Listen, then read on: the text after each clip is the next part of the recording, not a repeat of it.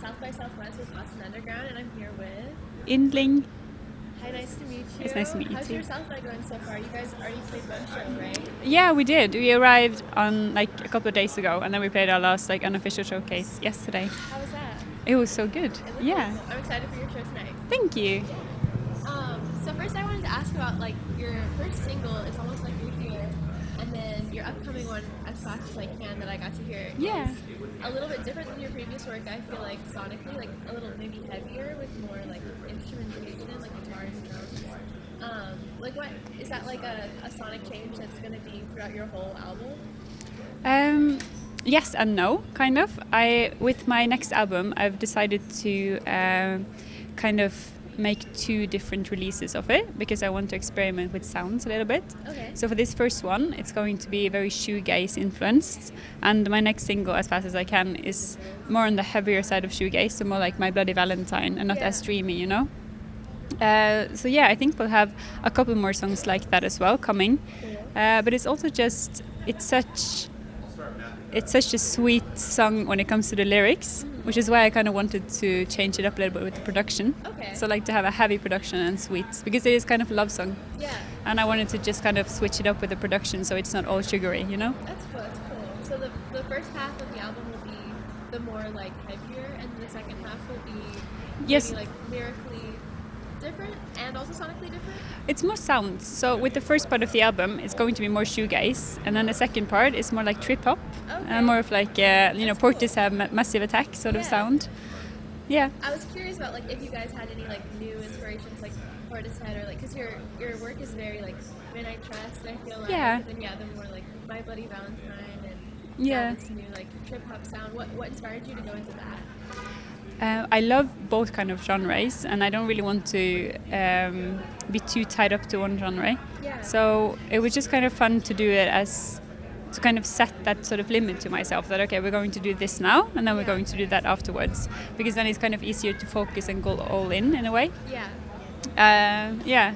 And I love the shoegazy sound. I've really been feeling it, and it's so much fun to play live as well with like loads of guitars and everything. So yeah. I noticed you guys have a lot of like live performance videos like on YouTube. Like, is that something that you're really interested in, like as a music video style, like the live performances, like with captions and everything? Yeah, I think it's because we make quite not heavy music, but there's a lot of instrumentation going on. So for me, it's important that the lyrics are also represented, which is why I do like to put my lyrics on my music videos. Yeah. That's cool. I like the like live performance videos too. I feel like sometimes that can be like equally as fun or more fun than like a music video because it just like shows like the full encapsulation of the performance of the song and everything. Thank you. Are you guys going to be doing any more of those for your new album, like the live performance? You're recording one this week? Yeah, we're doing one on Wednesday. I actually think we're going to do like an unreleased one that's going to be out in the fall, just for fun. Yeah, I think it's been important to me starting as like quite a small artist with my listeners to kind of bring them along the journey. Yeah. So, and I feel like, especially because I haven't yet done like a proper US tour or anything like that, it's nice to kind of show how we look on stage and stuff like that. So for this one, I'm going to do like a tour diary. Oh, that's really cool. Yeah, so I've been like, filming when we go to shows and everything, and I just want everyone to follow along, Yeah, that's really cool. I love watching like tour diaries. I feel like there used to be a lot more of them in like 2010s. And Yeah. people don't do them, or like there's like the Vogue ones now, and like I like the independent ones by like artists themselves a lot. Yeah, and I think it's so much fun to film. Yeah. So. Awesome. Your previous album just came out in August of 2024, right? Is this kind of like a continuation of that since they're all 3 coming out so soon, or is it like completely separate to you?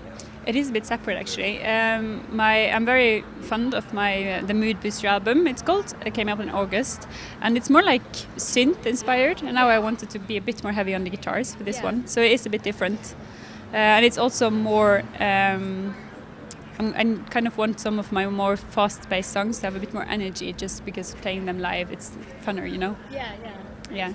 I felt like the lyrics maybe, like, from what I've seen from this new album, maybe all, like, deal with, like, love, but from different perspectives. Like, with Mood Booster, you're talking about, like, what's it called, like, a codependency.